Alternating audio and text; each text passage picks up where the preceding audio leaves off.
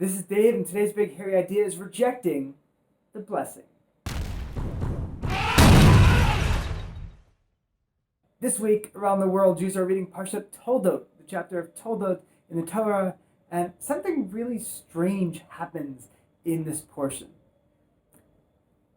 Yitzchak, Isaac, he's redigged the wells of Abraham. But why did he have to redig them at all? Why weren't they still there? They weren't still there because they were filled up. Now, why would somebody fill up a well? We see in previous portions how Abraham had dug this well. He dug wells in the desert.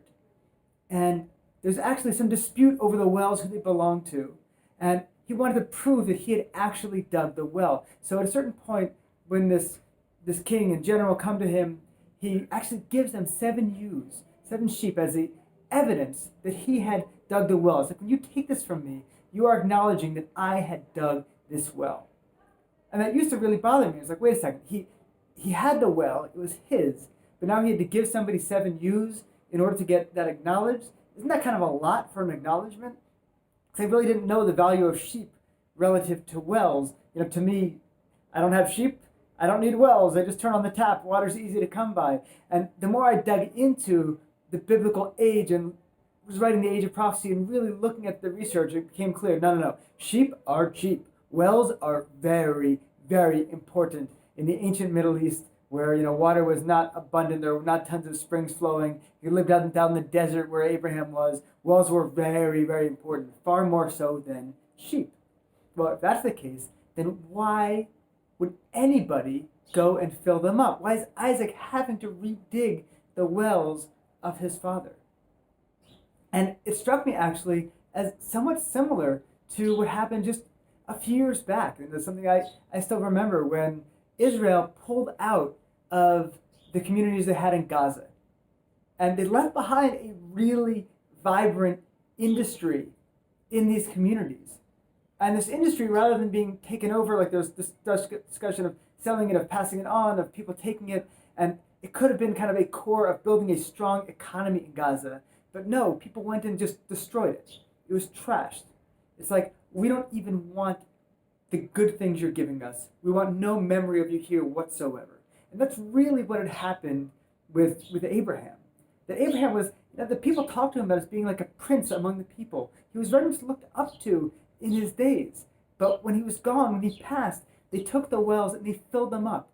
It's like, we know this is something incredibly valuable. We know we could take this thing and use it ourselves, but there's something about you that is so bothersome to us that we don't even want the benefit that you left behind. We would rather fill this well in, pretend it never existed, act like you were never here, than acknowledge your presence in this land. Acknowledge whatever it is that you brought to us in this land. And there's something very painful about that, something very strange about that, about saying that Abraham, for all he is, for all he represented, for all he brought, it's just, you know what, we just want to forget you were here. We're going to fill in these incredibly valuable wells you left. And you know what, we'll dig our own, we'll get water, we'll go further to get water, we'll do whatever we have to do, rather than take from the benefit that you left behind. So what was it about Abraham that so bent the locals out of shape they didn't even want to deal with him? What was it that he introduced? And I think so much of it was that he introduced this sense of morality. He introduced a sense of right and wrong, of there higher powers that actually do care about what we do in our lives. This obligation to be helping one another out, to be creating goodness in the world. And if you don't live with that, if you don't live in that reality, that can be a really painful thing for you. In fact, Abraham, he had he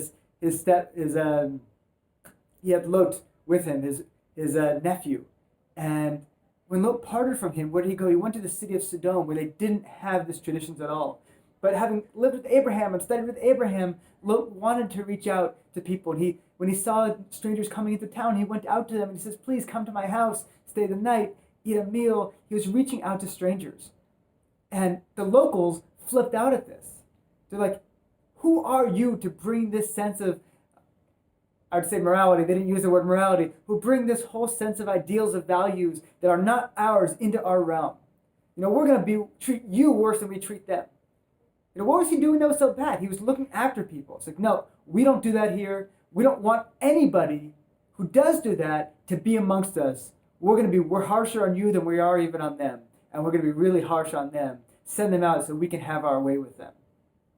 It was so abhorrent to them that goodness in their midst that they wanted it gone.